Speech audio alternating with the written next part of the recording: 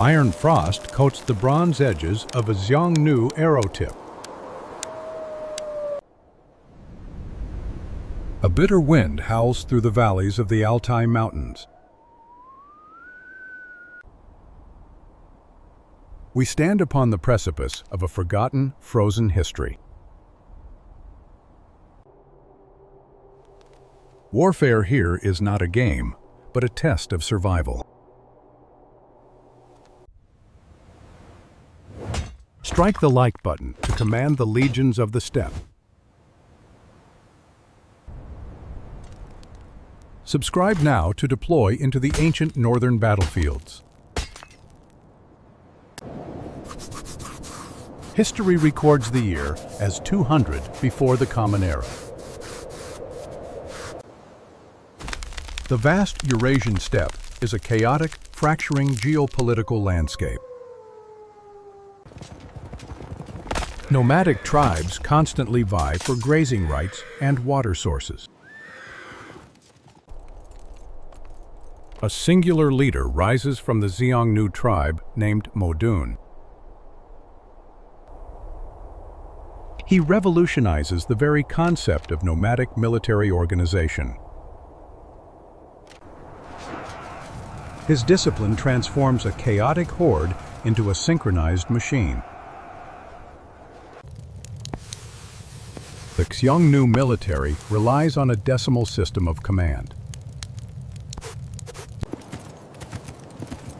10 men follow one leader in a tightly bonded unit. 10 units form a company of 100 hardened riders. This structure allows for rapid, fluid tactical adjustments in battle. Their primary weapon is the asymmetrical composite recurve bow. Artisans craft these weapons from layers of horn, wood, and sinew. The physics of the bow grants it terrifying kinetic energy. The sinew backing stretches to store immense potential mechanical power. The horn belly compresses to snap the limb forward instantly. This combination launches arrows at velocities piercing bronze plate armor. A rider releases the arrow at the gallop's moment of suspension. This stabilizes the aim despite the chaotic motion of the horse. The Xiongnu do not fight for land, but for total dominance. Their tactical doctrine relies on mobility and the feigned retreat. They lure heavier enemies into overextending their supply lines. The Han Empire to the south observes this rising threat. Emperor Wu launches massive expeditions to break the Xiongnu hegemony. The logistics of these campaigns defy all previous military understanding. Han supply trains must traverse thousands of miles of arid desert. One soldier requires huge amounts of grain and water daily. A war horse consumes 10 times the resources of a single infantryman. The strategic goal is to deny the Xiongnu their seasonal grazing. Without summer grass, the nomadic horses weaken and eventually die. This is warfare waged through biological and environmental attrition. The climax of this era arrives at the Battle of Ikbayan. General Do Xian leads a massive Han and southern Xiongnu coalition. They march across the Gobi to strike the northern Xiongnu heartland. The terrain is a jagged expanse of rock and freezing dust. The Han forces utilize heavy crossbows to outrange the nomad archers. A crossbow bolt delivers kinetic trauma that shatters bone and shield. The trigger mechanism allows infantry to hold a charge indefinitely. This negates the fatigue of holding a heavy draw weight. The Xiongnu light cavalry cannot penetrate the dense Han infantry squares. They circle the formation, but find no weak point to exploit. General Do Xian orders his heavy cavalry to flank the enemy. The collision of horses creates a deafening thunder across the steppes. Lances shatter upon impact with the hardened leather of nomad armor. The northern Xiongnu formation collapses under the sheer weight of numbers. Panic spreads through the ranks as their command structure disintegrates. This defeat forces the northern Xiongnu into a westward migration. Their displacement triggers a domino effect across the Eurasian continent. The void in the steppe is filled by the Xianbei Confederation. The Xianbei introduce a critical evolution in cavalry warfare technology. They begin utilizing high-pommeled saddles and rudimentary stirrup loops. This anchors the rider firmly onto the back of the horse. A locked rider can transfer the horse's momentum into a lance strike. The impact force increases exponentially compared to a loose rider. This innovation marks the birth of true heavy shock cavalry. The battlefield shifts from ranged skirmishing to brutal melee engagements. The Xianbei dominate the steppe for the next 2 centuries. However, their confederation lacks the strict political centralization of the Xiongnu. They fracture into warring clans as the climate grows colder. The Rouran Khaganate rises from the ashes of this chaos. They are the first to use the title of Khagan. The Rouran military relies on massed heavy cavalry and psychological terror. Their blacksmiths control the iron trade within the Altai Mountains. Iron armor replaces leather and bronze for the elite units. Lamellar plates are laced together to absorb and deflect blows. The overlapping scales allow for movement while protecting vital organs. A Rouran charge is a wall of steel moving at speed. They subjugate the Ashina clan to work as their iron smelters. The Ashina live in the shadows of the Altai's iron peaks. They master the metallurgy required to forge superior weapons of war. The year 552 marks a turning point.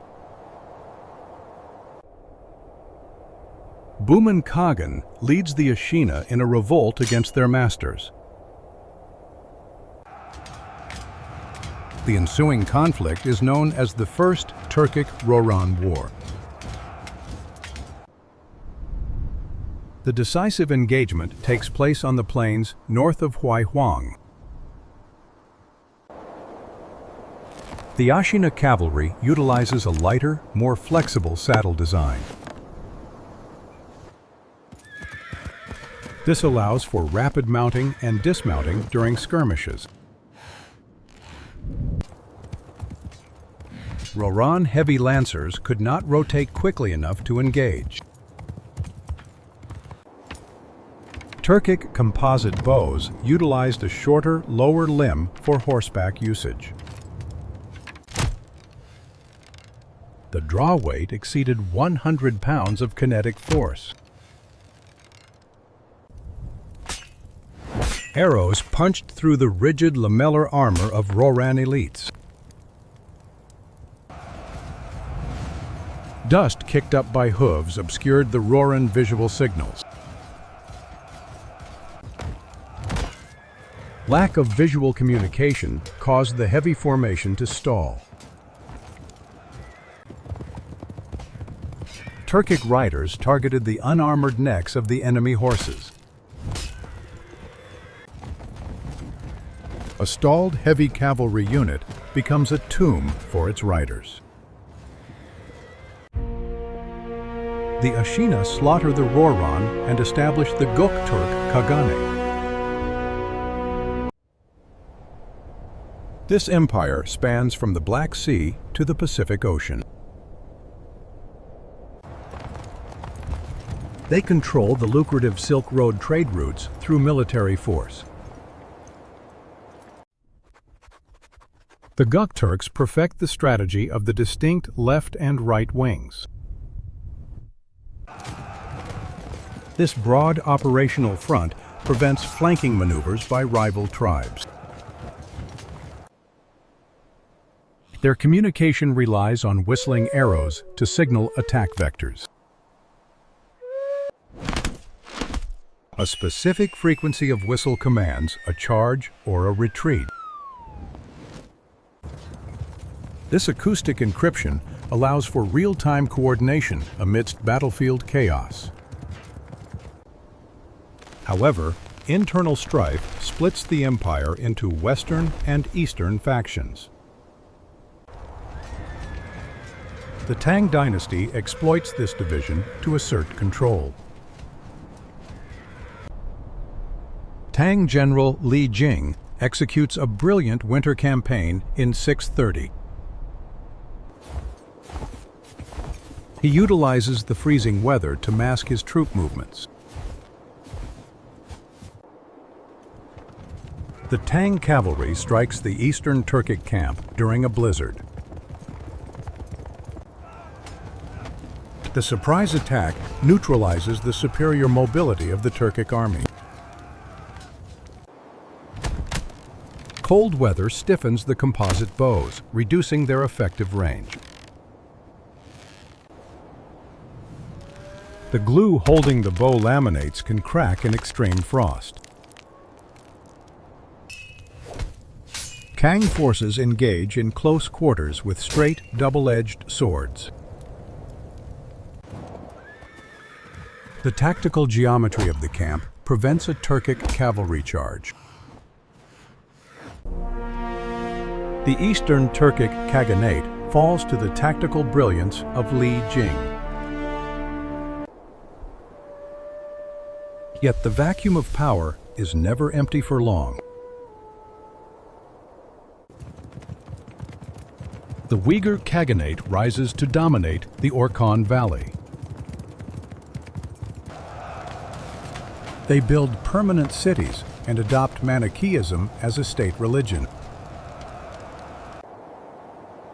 This sedentary shift creates a new vulnerability in their strategic defense. Static cities are targets that cannot flee from an invading army. The Yenisei Kyrgyz watch from the freezing forests of the north. They dwell in the Minusinsk Basin along the upper Yenisei River. The Kyrgyz are fierce warriors hardened by the subarctic climate. Their weaponry includes heavy curved sabers designed for slashing. The curvature concentrates the force of the blow onto a small point. This design maximizes the cutting potential against soft targets. In the year 840, the weather turns catastrophic.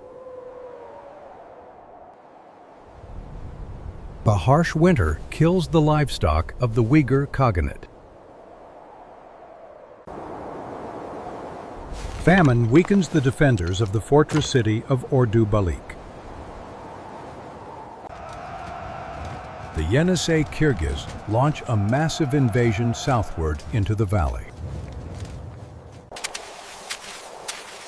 They employ swift ski troops to traverse the deep snows.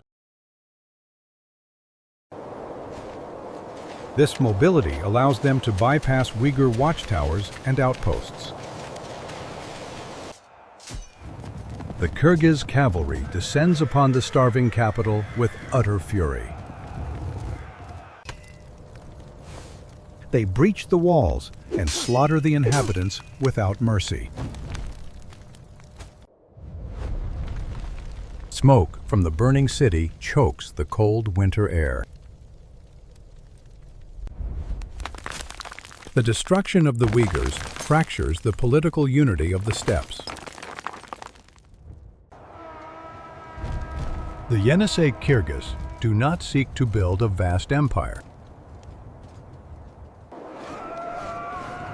They return to their northern forests after dismantling their rivals. The steppe devolves into a period of fragmentation and tribal warfare. No single power dominates the trade routes or the grazing lands. This era of chaos sets the stage for a future conqueror. The mechanics of steppe warfare have reached a deadly equilibrium.